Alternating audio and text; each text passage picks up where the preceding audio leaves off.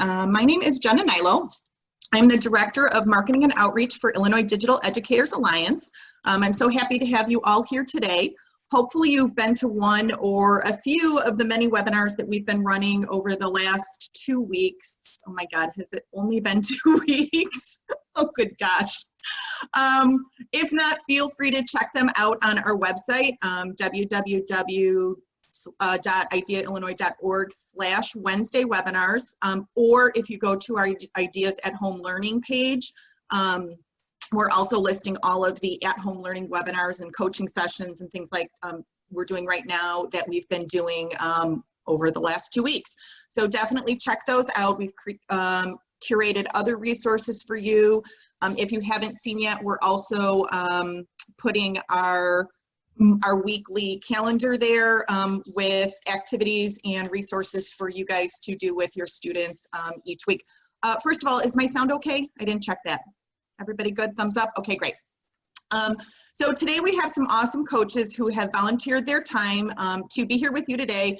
They're going to provide their insight, their suggestions, their resources, if they have, basically their expertise to help us all work through this new normal.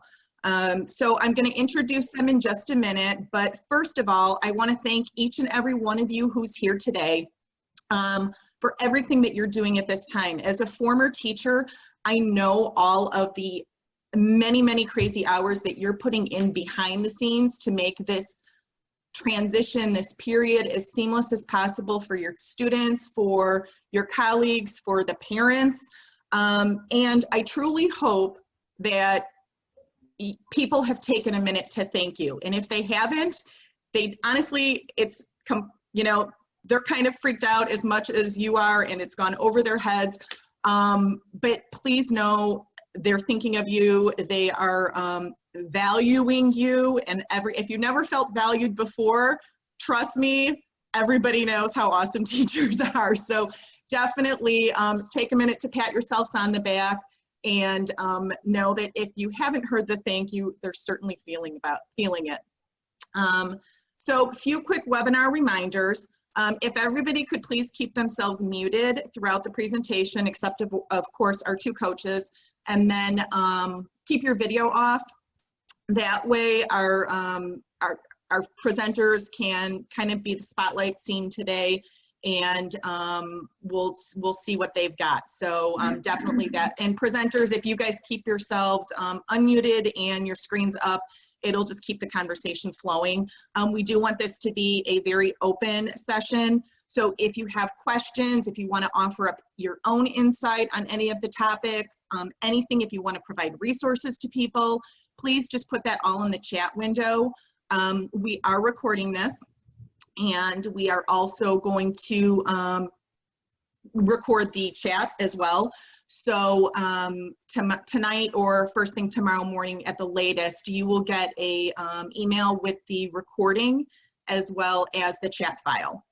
So I will have everything in the chat file that requires a link to be linked and all that good stuff. So you will be getting all those resources. With that in mind, if you want to, in a minute, I'm going to ask you kind of what your role is in education, but if you want to put any Twitter handles, email addresses, any way for people to follow you, ask you questions, coaches, you guys for sure, but anybody who wants to do that, please go ahead and do that. We definitely welcome the community that these are creating. So let's see, last thing, we're going to be issuing a PDH for your time here today. So at the end of today's session, we will be putting that link in the chat window as well. So please keep an eye out for that. Fill out the form, all that good stuff, and we'll get that out to you as well. So without further ado, I'm going to just kind of do a quick introduction to the two coaches. Basically, I'm going to tell their names, and then I'm going to let them give an introduction, tell you a little bit about themselves, kind of how things are going for them, I guess, the last 2 weeks. And, we'll go from there. So coaches today are Lauren Wysocki and Stephanie Crawford. Lauren, did I say that right? Yeah. Yes, okay. Lauren Wysocki and Stephanie Crawford. So Lauren, why don't you go first and tell a little bit about yourself, and when she's done, Stephanie, you can take over. Okay, I'm a K-4 tech teacher in Wilmette. we are on spring break right now, but we did a full week of e-learning last week. We got off of school like the Friday before, had a planning day. So we had like a full immersive week in it. It was very overwhelming. I'm very grateful for the break right now. I'm on Twitter and Instagram as iTeacherLauren. I have my master's in ed tech. I am a former first grade teacher certified in elementary education. Google level 2, Apple teacher. I think that checks all the boxes. Awesome. Thank you. Stephanie? Hey, everyone. So I'm Stephanie, and I am an instructional coach in Dunlap, Illinois, which is, if you're familiar with Central Illinois at all, it's right outside of Peoria. I was a middle school ELA teacher for 13 years, and this is my second year as an instructional coach, and we service 300 K-12 teachers. And there are 5 of us in the curriculum department. There's 3 coaches, and then there's our curriculum director and our assistant curriculum director. And on Wednesday, before everything happened, so what is that, 2 weeks ago now, our superintendent called us in and just said, everything else that you're working on has to stop and we need to make a plan just in case. So we spent 72 hours coming up with how we were going to do this for our teachers. We were able to take a PLC that Wednesday afternoon and change it so that we could have all teachers working on things to get this ready for the following week. So we also had a full week of it, immersed in it. And then this week is also our spring break. So I've still been working. Teachers have had questions, and we're planning to help get them situated for next week now. Perfect. Oh, and I'll go ahead and drop my Twitter handle is @MrsSeaford_tweets. So long story about why it's not without the underscore, but you do need that underscore. Maybe that's for another time, huh? That's right. Awesome. Good, good. My kids actually were on spring break last week, so all of my kids' school district teachers had the opportunity to get their ducks in a row for this week. So we're only in Tuesday, Wednesday. This is day 3 of e-learning for my children. Yesterday, they got a lesson from me in home economics, i.e. how to clean up after themselves in the kitchen, and a language lesson. So needless to say, it's been a long week here in the Milo household. So I'm going to start things off just by asking you guys, I guess, last week you had your first opportunity at it. This week you guys have a chance to, I guess, kind of catch your breath and reevaluate, make some changes. But what went well last week with your e-learning rollout, I guess, and can you tell us a little bit about that? Whoever wants to start first. I think last week I was just so proud of teachers and how they just jumped in to everything that they were doing. I mean, we've used Google Classroom and Seesaw as our 2 LMSs in K4 for a while, but I don't think people realized the level of instructions that kids get verbally from us. So when kids were at home, we've used Google Classroom and Seesaw forever, but the kids were at home, and I think there were so many questions from parents trying to help their kids navigate the devices. Oh, so we also, this is the first time devices have ever gone home. We got an email Thursday at 3 p.m. The bell rings at 3:15. Teachers send devices home. Oh, we've geez. Never done that before, ever.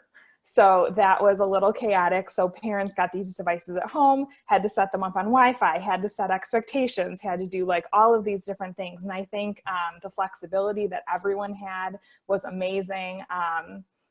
Like I said, teachers jumping in and learning how to use all these online tools. I have teachers who have Google Classroom but don't use it as effectively, and now organizing everything. All the resources that are out there, and jumping in and finding Scholastic resources, and we use BrainPop, and trying out Google Hangouts with their kids and trying Zooms with their kids. I'm just amazed at the courage and resilience that teachers have had as we've gotten started. It's definitely been a crash and burn. I will for sure say that. And actually, you know what, before you go, Stephanie, everybody else, I forgot to ask you, go ahead in the chat window and kind of put what you're teaching, grade levels, just so we kind of know where everybody's at and how we can kind of direct some of the conversation as well. So if you don't mind throwing that in the chat, that would be awesome, and that will help Stephanie and Lauren too, as they provide their insight. So very cool, Lauren. Thank you. Stephanie? So last week, I think what went really well for us was the fact that we've used Canvas for our LMS, and our younger elementary teachers were using Seesaw, a lot of them. But what we said was we needed Canvas to be our hub for everything. So post your links to your resources, including Seesaw, in Canvas, but that way parents that had kids in multiple grades would be able to just go to one place. And that was what we focused on as what can we do. I happen to be part of a Voxer group with some educators from across the country, and I was being able to benefit from some of what was happening to a teacher in Washington. She was on the front line there, first to shut down, first to be making a plan. So I was able to really take what she was saying and see how we needed to use it for our district. So having that one central hub so parents weren't being inundated with emails and notifications was huge. And that worked to our advantage. And then we also had, we were lucky, we were already one-to-one across our K-12, but our K-3 didn't take devices home. So we made an adjustment and we set up, so on Friday, when we realized we weren't coming back on Monday, we set up a distribution at each elementary school and told the parents that they could come in and pick up between 3 and 5. And all of our principals, there are 8 buildings in our district, all of our principals were at an elementary school to help out with that. And then teachers could come and volunteer if they wanted to be there to see their kids again and help hand out. So that was also really helpful to have something in place that we could easily distribute those devices. And then I would say that what helped us for just getting that first week down was saying that all elementary K-5 would do a choice board. And so we gave them that PLC time. We gave them a choice board template, and then we said, work together in your whole grade level teams across the elementary schools and do this so that you feel more confident, and then you know you're good for that first week. And then we knew we would have spring break and time to kind of regroup and plan going forward. So all of those things I think really helped.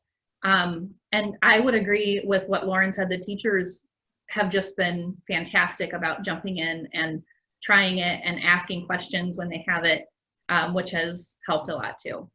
That's awesome. I definitely think at this point, choice boards and student voice and choice is critical because, just like we ourselves, you're comfortable with certain things, you're not comfortable with other things. And in this crazy new environment, putting yourself out there in different kind of ways is, it's a little much for kids. So definitely giving them the different opportunities of how they want to show their learning or their activity or whatever the case may be, I think is critical at this time. And so anything that you can do for that is definitely awesome. You mentioned that your entire, you guys kind of pushed everybody over to Canvas. Are you finding that everybody's actually doing that? Or, because like my kids' district, everybody's on Canvas. And let me tell you, we've got Reminds coming, we've got Google Classroom, we've got like 8 different ways that, between my 3 children, that the kids are, my 2 high schoolers are pretty much full on, well, I wouldn't even say that they're full on Canvas actually. But are you finding that they're sticking to it, or are they kind of doing workarounds?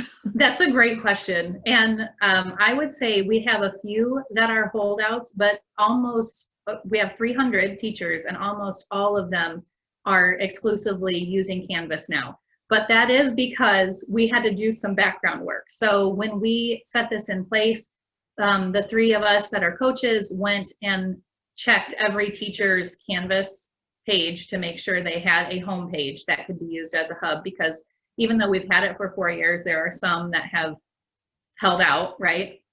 So we went through and did that and then sent them correspondence. And this was all again in that 3 days before any of this started. So we pushed out that you would need the home page. We pushed out that would be your hub. We also don't have access to Google Classroom. Our district does not give us that because we have Canvas.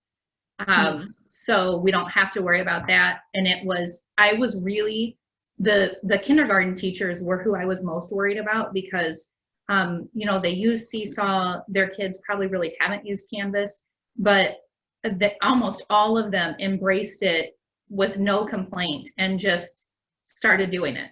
Wow. And that's been their hub. We've been extremely fortunate with that. But no, I mean, we really haven't had the other apps being used to communicate. And we've had a couple of teachers trying to do maybe email sometimes instead, but our admin have been so good too. They're having frequent meetings still. And so they will send out communication after that saying, we are checking this. We want to make sure you're doing that. They're having faculty meetings via Hangout or Zoom. So I think having that constant, knowing that just because you're at home doesn't mean you're alone, I think that has helped. Right, for sure. And Lauren, what did you say you guys were using?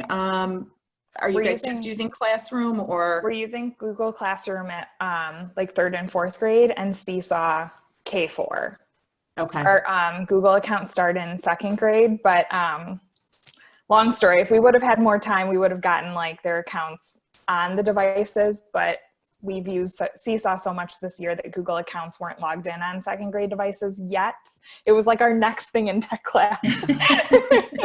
So yeah, but I mean, Google Classroom has been great at 3rd and 4th grade. Our 4th grade team set up separate Google Classrooms just for e-learning, which then after the fact, I saw that that was a best practice for e-learning. So I was pretty proud of them for actually doing that without, you know, knowing that. The hard thing has been like all the specials teachers. So now like in that e-learning classroom, you have the classroom teacher, you have the art teacher, the music teacher, Spanish, myself, library. So that's a lot of people in one space. And it's nice for the kids to have everything in one place, but as teachers, we were like, well, that's not mine or that's not mine. And in Seesaw, just the approval of posts alone, I mean, some classes would have like 100 approvals in a day. So I think now that we're gonna go in after spring break into a few more weeks of this, we kind of have like a system, specials teachers like debriefed and discussed about like, we want to approve our own things, make sure our things are in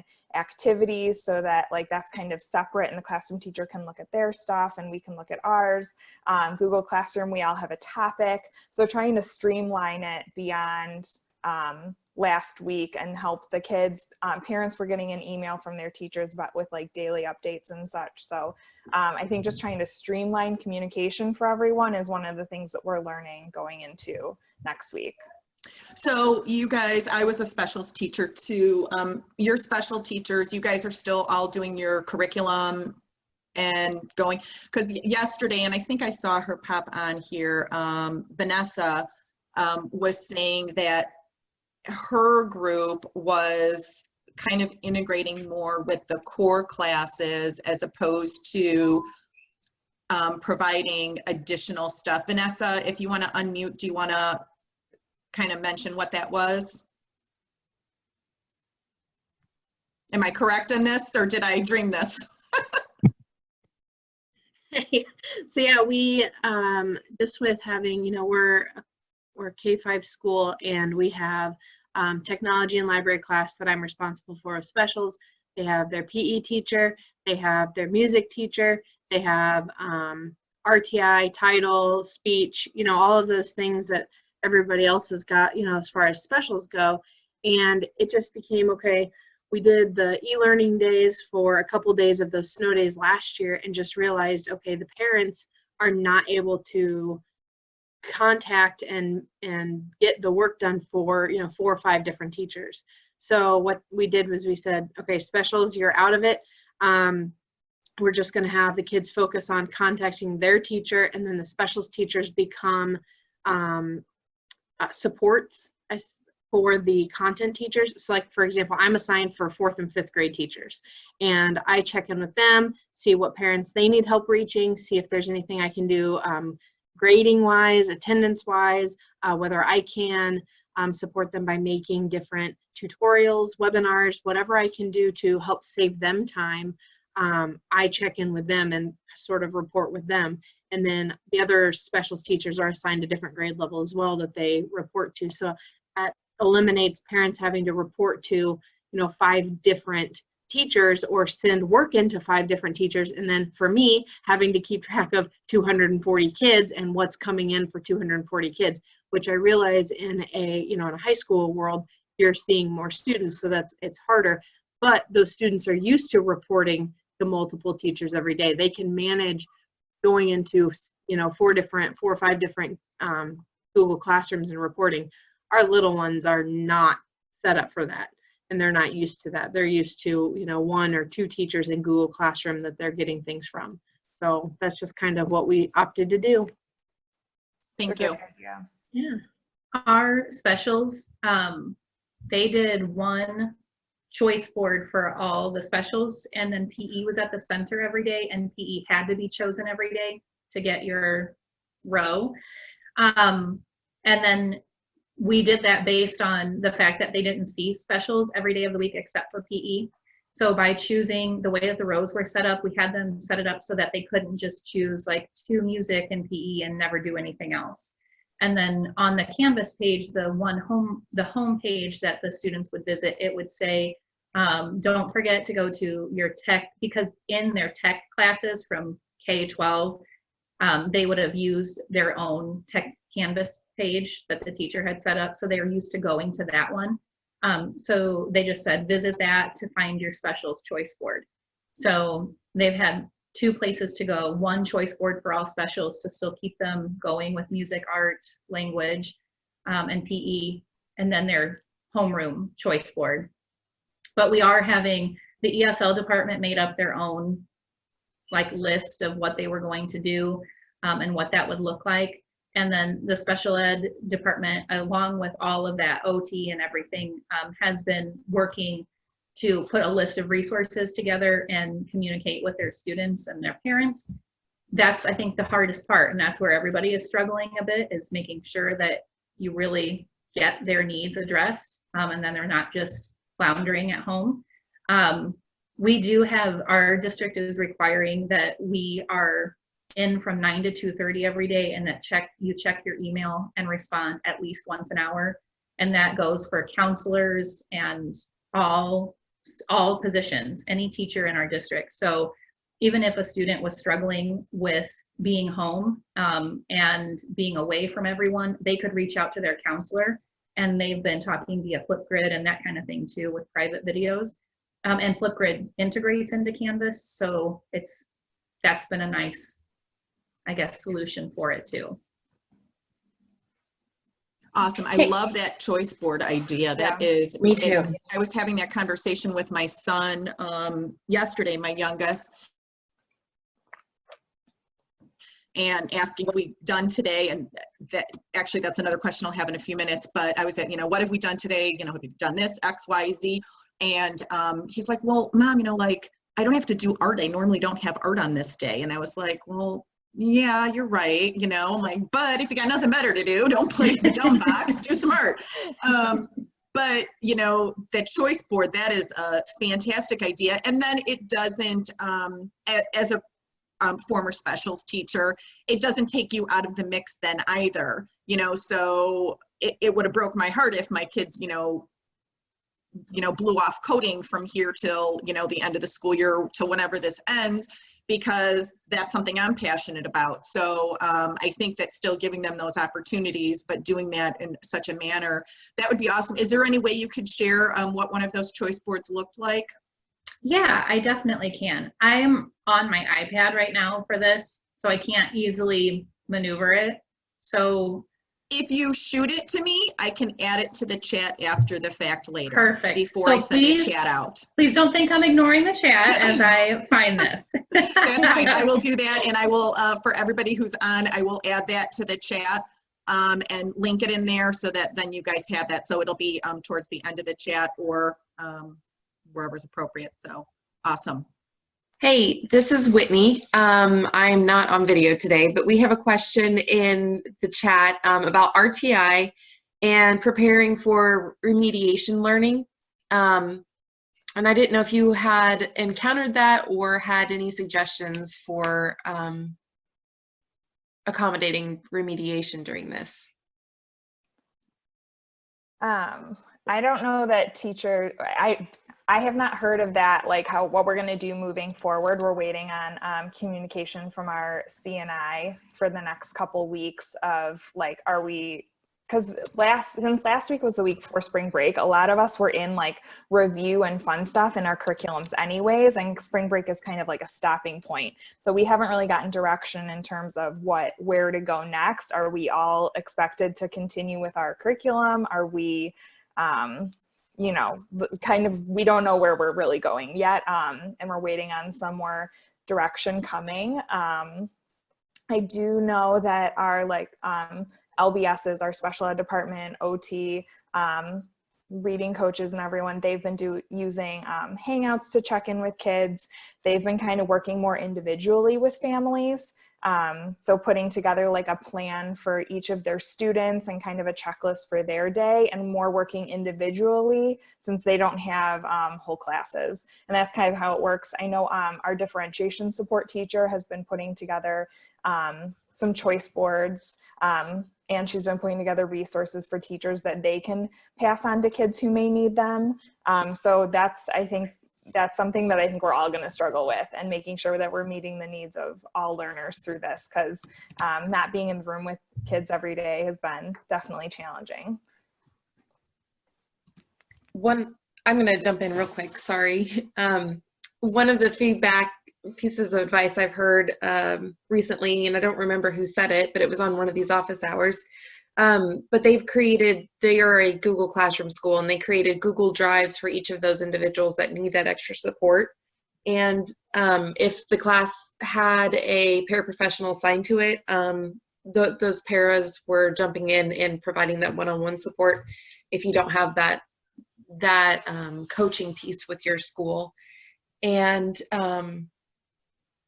I also think that it's going to be important, especially with the behavioral support, to kind of recreate that relationship, because it's going to change. And I know in my experience with behavioral RTI, that's, we all know that's key. So that'd be my input. Stephanie, have you encountered any RTI yet? I would say we're kind of at that same space with Lauren, where this week is where we're kind of figuring a lot of stuff out for it. But our elementary schools, K2, have been standards-based for a long time. 3-5 is moving there next year. One of the middle schools already focuses on standards-based ideologies.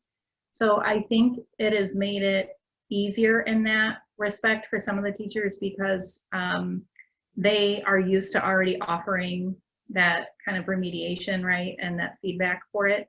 What we've seen more is the problem that teachers, how do they give feedback for everyone in a reasonable amount of time, instead of them sitting from 7 a.m. till 10 p.m. at night and working on that, which they wouldn't be doing at school. So we're trying to come up with solutions on how that can be better addressed also. And I think that part of it is when we're looking at what we can assign, I think that sometimes our teachers, we need to step back, right, and see this isn't our normal classroom, and we have to make adjustments for that. So I may have given this worksheet if they were in class with me, but do I actually need to give that worksheet now, or is there something else they could do to show me that learning? And that ends up making feedback easier also and more valuable. So I think for some of it, we've got to start looking, do I actually need to do this assignment this way, or approach this content this way, or could I make a shift? And we're all kind of thrown in at the last minute, so that's hard to do because we're all doing the best we can. But I think that's ultimately what is going to have to happen, is to shift our view on what we're doing through e-learning.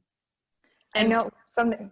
Oh, sorry. Something you said, Stephanie, reminded me that one of our fourth grade teachers, or all of our fourth grade teachers, were doing exit slips this week. So after their math lesson for the day, they would fill out Google form exit slip. And I know that one of the teachers was getting great feedback from that, realized that half her class didn't get the math concept from that day. So she was going to jump on a hangout with a small group of kids to do some remedial teaching or make a screencast.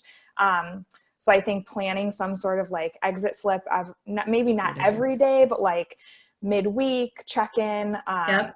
especially as we start new content, that's going to be so important to check in with kids and have some sort of formative assessment of to go back and record a screencast or jump on a hangout and meet one-on-one with your kiddos as best you can. And like Stephanie said, we're all just doing the best we can, and that's all that we can do at this point. So. Right. That's a fantastic idea with the exit slips because definitely it you know, that those 2 questions, whatever, gives you that quick snapshot and then lets you, because without seeing the kids face to face right now, you can't see the struggle, you can't see the confusion. You know, if you're on the parents' Facebook, you probably would see it, but definitely, yeah, I think that that's great. I was going to ask a question in response to that, and now that escapes me. Sorry. I don't know what that one was. It'll come back to me. I had a quick question. So as a parent, right now I'm getting inundated, CC'd on all of my kids' emails. Now, granted, I've got 3 kids, so, you know, if they've got 6 teachers each, I'm getting 18 emails every morning at 8 a.m. My kids are only getting, you know, 5 or 6 each. But how are you guys doing? Are you doing anything special for communication?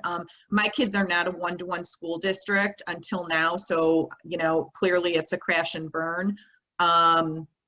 And so, you know, these teachers are figuring it out, as are most, but, you know, not even every kid in our district has devices. So how are you guys handling communications with parents and students? Are you just doing it through the LMS, or are they getting, you know, the morning emails at 8 a.m. from every teacher? How's that working out? I can go first. Yeah. Ours is through our LMS, unless our superintendent sends an update, and he's been doing an update every 2 days and sending it essentially as a YouTube video. Because our assumption was we are very lucky. There are very few families who don't have internet right now, don't have some kind of access. And the parents have some kind of device, like a phone, that they can access Canvas through. So we know, again, that that's why our communication hub is there, because every parent can access it that way. So we're trying really hard not to inundate parents with other communication. So sometimes the building principals have sent something out, but most of the time it is absolutely all through Canvas, and then the superintendent updates. We've gotten trying to reduce emails. So even emails from admin are saying, like, we are trying to compile all the information that we can into as few emails as possible, because we know that everyone is like inundated with emails right now. So for specials teachers, like for me, I've been sending things to the classroom teacher, who will funnel it to an email to parents. I honestly can't say how often they've been emailing, but I think it's trying to give out like the daily checklist of what's happening that day in one email to families, like each day, and then that be it. And then it's just individual communication from there. I was sending notes through Seesaw and Google Classroom to my kids. In the Seesaw message, it would go to parents and kids. So, but trying to consolidate communication. I know, Stephanie, you said you guys are responsible for checking email very often during your day. We're lucky, we still have the 24-hour turnaround. I'm jealous. So, I mean, not to say like we are expected to be on our computer all day, but like sometimes it's just too much. It's just too much. So we are lucky that we're still enforcing our 24-hour response rate. So that's been helpful in trying to ease some of that pressure, and that you don't have to respond to every email immediately and get back to every single person right away. Good. Yeah, that's really nice. Yeah. Good, good, good. And have any of as you guys are reevaluating, and I know it's your spring break right now, so have they talked about changing the school week at all for you guys, if this extends? So right now we actually have this coming Monday is a teacher work day. So next week we have a 4-day week. So Monday work plan day, Tuesday, Wednesday, Thursday, Friday e-learning. The following week is Monday, Tuesday, Wednesday, Thursday, but then Friday is Good Friday, I believe, which we already had off. Yeah. If we, the 13th is scheduled as a teacher work day. So right now we're only off through the 13th. They're planning on 4-day weeks though, as this continues, so that teachers have time to prep and catch up, because it is so heavy. The biggest feedback that we had at our Google Hangout staff meeting was how unsustainable it was. All of us, I think, we're trying to replicate our day, and we can't. And we were all trying so hard to do that because we wanted to, and we wanted to continue with what we were doing. So I'm very grateful that we're going with 4-day weeks from who knows when, hopefully ending soon, but the next couple weeks are 4-day weeks. And we're actually, we're taking Mondays and Fridays for teacher prepping and planning, but also for students to play catch up and that kind of thing too. So it's like, the day is split. It's not quite half, but part of the day, a little over half, is for teacher planning, and then the other half is for them to like conference with students if they need to one-on-one and reach out and that type of thing. And so like on Monday, the teacher work time for them to plan and prep might be at the beginning of the day, and then on Friday it would flip and it's at the end of the day, so that students who maybe could reach out at the beginning of the day but couldn't at the end of the day have a chance to. And then Tuesday, Wednesday, and Thursday would be new work and learning days. So we would still be expecting students to be in on Mondays and Fridays to check in if they're missing things or have questions, but then they would only have new work posted Tuesdays, Wednesdays, and Thursdays. That's an interesting way too. Very good. Do any of our participants or attendees today have any questions for Stephanie or Lauren? Please put them in the chat. I know that I mentioned, go ahead. No, go ahead, Lauren, please. I got to say this in the chat the other day. I don't remember what webinar I was on. It wasn't a coach's one. It was something, the questions from the quarantine. Yeah. One thing that I thought was really amazing that our C&I department did is they're taking science and social studies off teachers' plates for the next few weeks, and they're doing like a kindness community choice board. So C&I set up a choice board for kids to write letters to healthcare workers, send notes to someone in a nursing home, and the district will collect them and wait a few days maybe to send them out, make sure they're, decontaminated. Buy a gift card to a local restaurant to keep supporting the community, do chores around your house, write kindness notes in chalk. So different things that are easily accessible and kind of build some kindness from home and help the community as well. So that was really nice, I thought, and a different idea to approach this. For sure. Very cool. And I was just going to add, I love that idea, Lauren. I was going to add that Don Sturm, who coaches in Morton, Illinois, he was hosting last week hour-long kind of PD sessions with teachers via Google Meet, where they could come and learn about Flipgrid and, like a tool that maybe they weren't really familiar with but wanted to use during this time. And we are kind of taking that idea and doing the same thing next week, because the teachers, since Monday was already going to be one of the Act of God days for us, we're doing our continued choice board e-learning setup. And then Tuesday and Wednesday of next week, the teachers get to use that as planning time. And so we're filling those 2 days with different PD options for them. They can join a half an hour meet and talk about using Google Hangouts and Google Meet. They can do a half an hour to do Flipgrid. They can do a half an hour to talk Seesaw. They can do a half an hour to talk Canvas. But that way, that day was already open to them, where they're not having to do it at the same time that they're having to teach as well. They don't have to do it in the evening. It's still that time that they would be considered like at work. So if you're in the position to be doing that, if you're a coach and is wondering how to reach some of your teachers, that might be something to think about, because it's an easy way, since it can be recorded also, it's an easy way to save that and go back to it, but also for teachers to feel that instant support right there.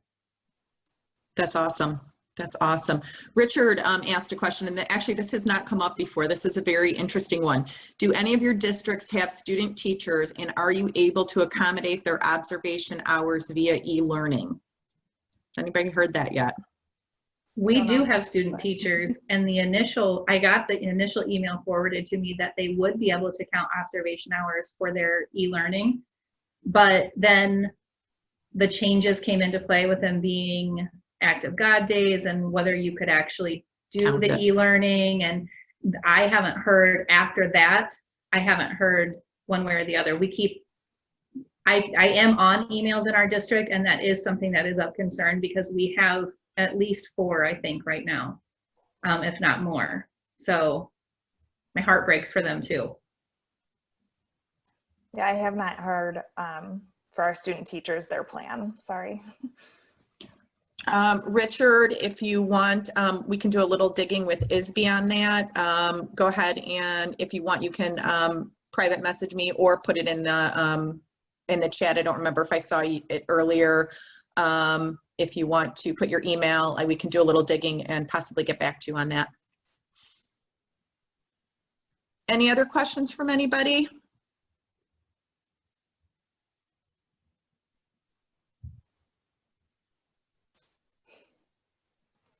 Jenna, I did send you that link too. Awesome, thank you. Thank you, thank you. Whatchamacallit? Do you guys have any, I don't know, what are you reevaluating this week as you guys are doing your reevaluation? Obviously how it's working and things like that. Are there big changes that you foresee since we're already at Thursday? You've had, Monday through Thursday to reevaluate. Are there big changes you see for next week already? I think one of our biggest, it's tentative, of course, because I feel like we're all waiting for ISB to say something that will help guide us with that. But we had started looking at when Kansas called off the rest of the year and put in their e-learning in place, we started looking at what they were going to require, and their time schedules for what could be considered a day of learning were a lot more in line, I think, with what we will probably be doing, because it's something like, without it being in front of me, I'm sorry, I can't be for sure, but it's something like K through 5 or something like that is an hour of work, and like an hour to 2 hours maybe. K1, an hour, 2 to 5, 1 to 2 hours, 6 to 8, 2 to 3 hours, and then high school would be 3 hours or something like that, 3 to 4. So it's not going to hit that 5-hour mark, which is way more realistic. But we have already started making our own schedule that we've shown to teachers that's what you're going to be planning for from now on. Again, tentatively, unless ISB says something different. But that was our big thing, is we don't want anybody, the teachers, the parents, the students, to become overwhelmed, and planning for 5 hours of instruction is just not realistic. Right. 5 hours was our initial number too, and that's why we all felt so overwhelmed, is because we were really trying to do 5 hours of work for kids. What we said when we initially put out the choice board, because we had some teachers who were just concerned, well, this won't, if they choose to complete one row, it won't make 5 hours of work. And we said, just remember, it's 5 hours of work for your baseline student, not for your most talented student. It's 5 hours of work that they're doing independently. You can't guarantee that they have anyone there. So I think when I was working with teachers, one of the big things was that reminder that it's not 5 hours of classroom work, because that's completely different than 5 hours of work for, again, that baseline student with no help. And so that was, again, one of those things that just sometimes being reminded of that helps put it in perspective about what you're planning. Yeah. Yeah, and even as I'm dragging my children out of bed in the morning saying, okay, they're like, well, we can do it whenever, we've got all day. I'm like, well, no, you gotta, like, this is life, people. You gotta get up, you gotta start moving around. So it's like, it's 9 o'clock, get out of bed already. And so as I was waking them all up this morning, I was like, I mean, if you like really consider, and ours are not like, I think my high schoolers are expected to do like a 10-minute video lesson and then 30 minutes of up to 30 minutes of work each day for each class. And then the middle schooler, I think, is like 10 and 20. But I was like sitting there and I'm like, well, if you figure they're walking between classes, chit-chatting with their, like, if you add up all that dead space too, it's not 5 hours, so if you keep that in mind too, they're not taking the time to move between classes right now because they're just clicking on a different tab in their, screen. So if you kind of consider that, that narrows it down a little bit as well.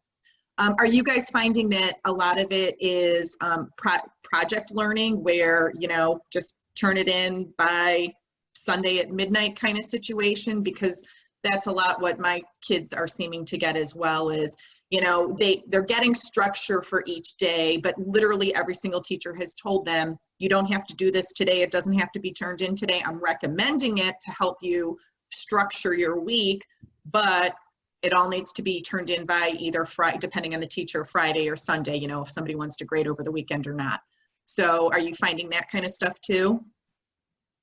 That's something we learned early on in the week. I think like last Tuesday, teachers started to realize like, oh, I'm assigning way too many things in one day, trying to do something different for math, reading, writing, etc. throughout the day Monday, then something completely different on Tuesday. And I think they very quickly realized that I should extend something over a few days.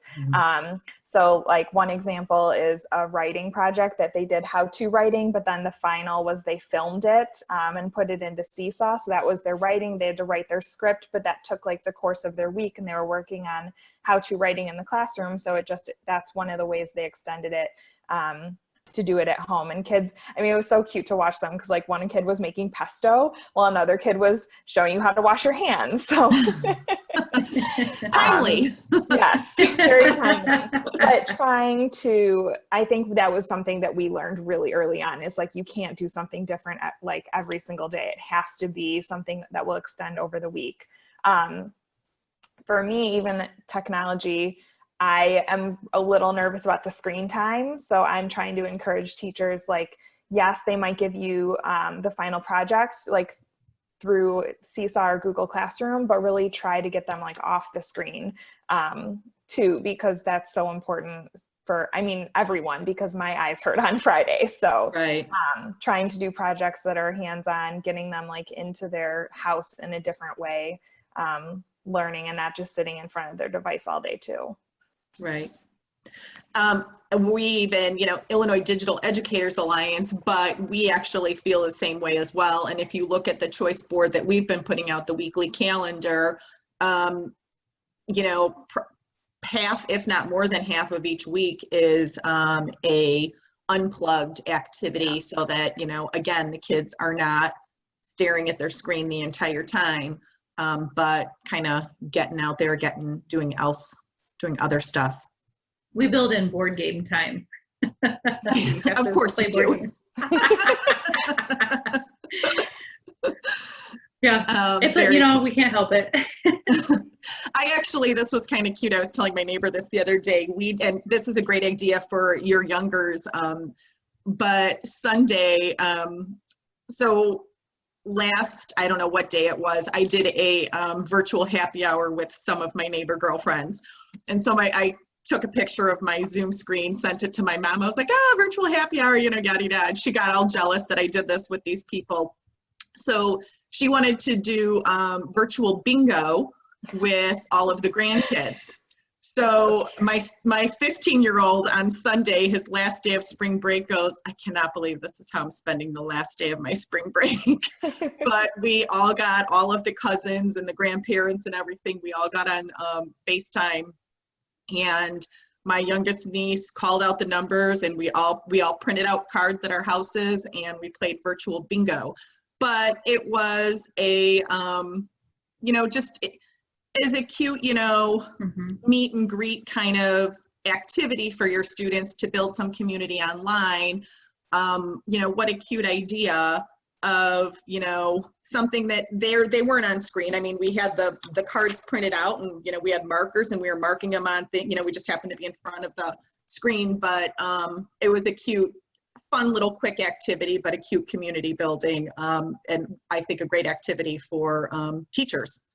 That's really cute. It's so funny that you say that because, okay, for those of you who don't know, my husband and I own a board game store in our town, and so we do love board games a lot, but we've been obviously closed as well, and we have stayed involved with our community through our Facebook page, and there is this game that we have where you hold a paper mustache in front of your face, and the back of the card gives you clues, and they're a famous mustache, so you have to guess who belongs to this famous mustache. So we decided we were going to play this online, and every day post a different mustache with a clue and let our customers try to guess like who it is, right? Just as a way to stay involved. But it was that same thing, and I was just thinking this morning that was what I was going to do my next blog on, was exactly what you said, Jenna. We can have those relationship building moments still, even though we're not face to face, by doing something as simple as that, and it can still be related to your content also. If you've been studying about something, I mean, if you've been studying about people in social studies, you could have famous eyes that you print out and hold them up in front of you and give your students a clue and then let them start guessing. You know, I mean, like those are such easy ways to stay connected. And like you said, everybody has fun with it, and they don't think of it as even learning. You could put learning into it, but it's just that connection, that human connection that we all want, and that a lot of those kids are just missing seeing their teachers every day. Right. Yeah. Exactly. And while like the Kahoots and the quizzes and all those things are fun and kids like those things, you know, something that's offline like that, we used, I think it was print-bingo.com was the site that I found and went on to print our cards, but you could make them where you could do unique cards. So you could, you know, use words or letters or whatever instead of bingo numbers. And so, you know, what if you did create that and, you know, had the PDF, but then sent each student through Classroom or whatever their personalized card, so that, you know, all they had to do was print out their, you know, mom had to print out their card, or they did when they were home, and then they're prepared for the activity. So to your point, you could bring in that classroom content and do that. So that's kind of cool. You know, math, you could, you know, 4 plus 4, put up 2 flashcards, and if they have B8, then, you know, they get the spot. So, you know, that kind of stuff is cool too. Yeah. So definitely. I could envision some teachers being like, well, I'm not going to email all like 20 families different things, but you could just send them a vocab list or a sight word list or something, have the kids make their own board, right? Exactly. Right? They're going to put them in a random spot. Exactly. So, yeah. So yeah, that's perfect. You could ask for each student to contribute a vocab word to you for the board, and then put together a board based on that. Yeah, and send it out too, and let them, even if everyone doesn't make their own, if they felt like they contributed to a class board also. And then maybe the calling card is the definition or something like that, which, yeah, that's cool too. So very cool. Well, we're just a few minutes to the bottom of the hour here. So if anybody has any other questions for our 2 coaches, we would love to have you guys put those in there so that we can make sure we hear from everybody. Whitney just posted the PDH link for today. So it's bit.ly/IDEAcoaches and the date. So go ahead and throw that in there. And let's see, anything else? Final words, you 2? Stay well. Wash your hands. Always stay healthy and stay sane. Yeah. Take time for yourself. Absolutely. Yeah. And please, I mean, I also think please reach out if you just need to brainstorm or talk something through or get ideas. I mean, whatever. Truly, like, that's what we're here for. So Twitter has been a great place for that. So love to connect with anyone on there. Just to know you're not alone sometimes is nice. Yeah, for sure. I'm going to throw my email address in here. I don't think I ever did that. So if you guys have any questions, and it looks correct. If you have any questions thank you, Lauren, and I think Stephanie did earlier, so that will be in the chat as well. But if you guys have any questions for me, for anybody else at the IDEA staff, or anybody, if you're looking for specific topics that we haven't addressed in any of our sessions, if you've been to a few, then definitely please reach out to us and let us know, and we will accommodate. So we will make things work. Again, this webinar is recorded and will be available. I will send the links or everything out later today or first thing tomorrow morning. But again, it's also on our website. Our next coaching session is Tuesday at 10 a.m. I believe it is. So next week, I think we're Tuesday at 10 a.m., Wednesday at 1:30, and Thursday at 1:30. I think those are our sessions next week. The same Zoom link that you used today is the one throughout. So please pop in, pop out, whatever you guys want to do. And that's it. So thank you so much to the two of you. We definitely appreciate your guys' expertise, especially on your spring break week. I'm sorry. No, this was during great. nap time, yeah. Oh, well, that was good. So, thanks everyone awesome. for joining us. Thank you. Thank you guys. Have a good day, rest of the week, and as I said, stay healthy, stay sane. You too. Thank you. Bye, guys. Bye.